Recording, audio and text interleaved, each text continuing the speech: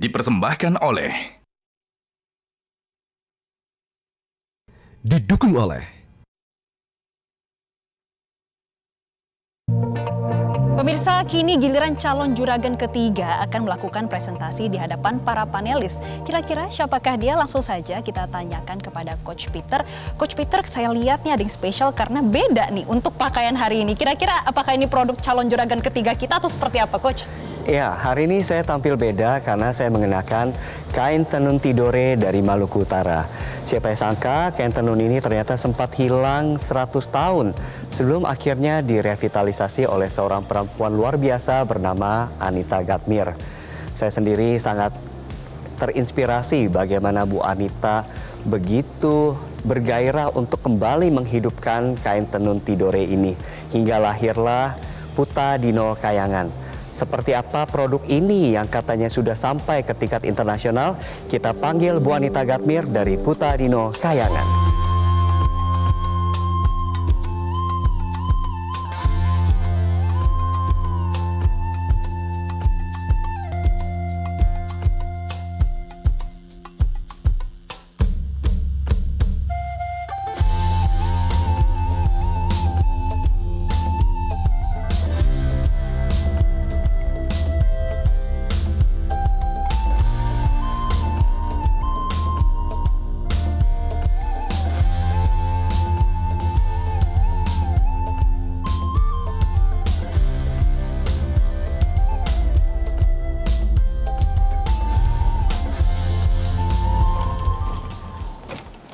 Assalamualaikum, salam kenal, saya Anita Gatmir.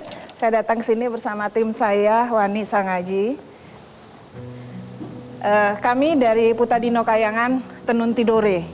Tenun Tidore, Tenun Kesultanan Tidore, sudah hilang 100 tahun. Kami dan tim berusaha untuk mencari kembali dan membuat tenun tidore dari nol di 2018. Kami juga berupaya untuk memastikan bisnis ini berkelanjutan. Karena saya yakin dengan bisnis yang kuat nanti ke depan tenun tidore tidak akan pernah hilang lagi. Kami membuat motif-motif dengan cerita-cerita filosofi yang kuat sekali dan selalu storytelling yang kami angkat. Pertama saya sangat mengagumi apa yang Ibu kerjakan. Congratulations. Mungkin Ibu bisa cerita ya awal mula hilangnya 100 tahun budaya ini. Bagaimana? Saya lahir di Tidore. Umur 4 tahun saya udah keluar dari Tidore. Jadi saya sebenarnya besar di Jawa. Tapi cinta saya sama Tidore itu betul-betul besar sekali. Zaman dulu kain tenun Tidore itu hanya dipakai untuk ibadah, sholat, untuk kegiatan adat, dan setelah kapal-kapal dari luar datang, mereka bawa kain-kain yang murah, karena kain ini nggak dipakai dijual atau apa, tidak, cuma dipakai untuk keseharian. Kemudian mereka dapat kain-kain yang murah, udah nggak mau ngerjain tenun lagi, dan kami tidak punya budaya mengikat, itu akhirnya hilang. Jadi menganggap bahwa itu ya lebih mudah beli. Saya ingin tahu sumber masalah hilangnya itu ada di mana, dan ya itu ternyata dari segi import barang yang lebih murah dan kebudayaan kelestarian kain tenun tersebut jadi hilang gitu. Jadi ini justru yang sebetulnya harus dijaga ya, apalagi dengan globalisasi sekarang, import ekspor udah lebih gampang, orang akses ke garmen-garmen dari luar negeri itu lebih mudah. Ini justru yang harus dipertahankan untuk kelestarian budaya. Pastinya di Puta Dino Kayangan ini kita bicara mengenai tenun tidore ya. Selamat ya Bu ya, produknya bagus, terus usaha untuk mengembalikan kembali budaya tenun tidore yang hilang juga saya sangat apresiasi sekali, karena itu salah satu yang harta karun bangsa Indonesia lah gitu. Feedback dari saya sebetulnya nomor satu memang harus klise tapi edukasi supaya awareness pasar naik. Jadi saran saya tadi ada beberapa rencana ke depan untuk kolaborasi dengan influencer, which is good, tapi menurut saya bisa juga kolaborasi dengan institut-institut fashion kurikulum di sekolah karena tenun saja belum tentu diajarkan di fashion, apalagi tenun tidore. Dengan itu harapannya kan sebetulnya tidak hanya customer yang tahu soal tenun tidore, tapi desainer-desainer pun sekarang sudah mulai tahu soal tenun tidore dan mulai menggunakan itu, dan Putadino sebagai top of mind bisa semakin berkembang juga dan jadi market leader dah di masyarakat gitu, selain juga penggerak perubahan gitu ya Bu ya. Saya lihat tadi Instagramnya Putadino masih lebih seperti display katalog gitu. Saya rasa akan lebih menarik ketika ini dibuat storytellingnya lebih kuat lagi.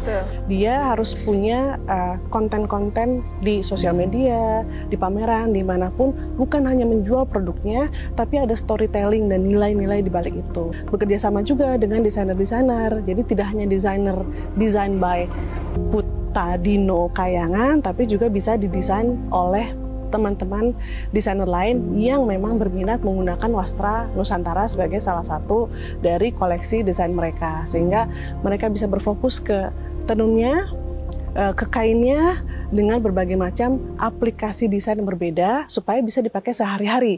Pak Irwan ingin bertanya Pak? Iya Bu, produknya saya lihat ini bagus sekali, warnanya juga ada sense modernnya juga. Jadi ini menurut pendapat saya, apa yang saya tahu ini cukup diminati lah di market. Kalau di market secara baik, kalau di marketing secara baik. Karena produknya terus terang very nice. Warnanya is very today. Dan ini suatu aset yang saya kira harus dikembangkan melalui business process yang mana equals to marketing, sales, and product itself. Itu kira-kira itu aja dari saya ikut. Betul. Di awal memang ini adalah bentuk kepedulian saya untuk kampung saya, di mana saya mau nama saya akan dikenang terus. Tapi kan seperti itu kan nggak bisa kalau nggak dibarengin dengan bisnis gitu. Jadi usaha ini juga harus bisa berkembang, harus bisa hidup, dan saya harus putar otak bagaimana caranya orang-orang mau. Putadino ini punya potensi untuk menjadi sesuatu bisnis yang lebih eksklusif dan collectible. Ya, karena memang punya story dari Tidore yang menarik sekali. Ya, pasarnya atau besar atau tidak, saya kurang paham industri fashion, tapi menurut saya ini menjadi sesuatu yang limited, eksklusif, collectible, akan sesuatu yang sangat menarik.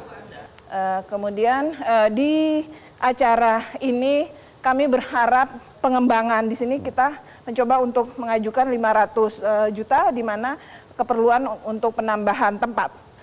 Pendapatan kita di 600 lebih, di 2023 ada kenaikan, dan perkiraan di 2027 bisa sejumlah seperti itu dengan sales channel yang lebih luas lagi. Kita lihat bahwa revenue bertambah gitu ya. Tapi kira-kira sekarang perusahaan sudah untung atau? Kalau soal keuntungan saya pribadi, karena ini memang basicnya untuk pelestarian dan kami sudah dapat, saya merasa ini sudah untung. Tapi berharap ke depan harus lebih baik lagi, karena saya meyakini bahwa anak-anak tenun ini harus mendapatkan pendapatan yang lebih. Oke, baik, itu dari tim panelis pada hari ini. Nah, sebelum kita menutup segmen ini dari calon juragan kita yang ketiga, Coach Peter, ada yang ingin ditambahkan untuk meyakinkan hati para panelis? Saya rasa ini lebih dari sekedar produk atau fashion. Putadino Kayangan ini bicara soal budaya. Putadino ini bicara soal komunitas Tidore. Putadino ini bicara soal warisan budaya yang harus dilestarikan ke depannya. Saya baru kali ini coaching, ditonton banyak orang. Karena mereka begitu bangga terhadap produknya dan bagaimana Bu Anita ini bisa membawa kekayaan Tidore kepada banyak orang gitu. Baik, nanti kita akan lihat bagaimana keputusan dari tim panelis ya Ibu. Terima kasih atas presentasinya. Dan pemirsa, kita sudah sama-sama menyaksikan 3 calon juragan pada episode kali ini. Kira-kira siapakah yang akan pulang dengan tambahan investasi ataupun tambahan modal? Dan siapa yang akan menjadi terjuragan pada episode kali ini? Tetaplah bersama kami di Juragan Zaman Now Season 4, saatnya UMKM naik kelas. Dan akan saya pastikan Bapak akan mendapatkan PO yang cukup besar. Ya, ini benar-benar ya simple algebra.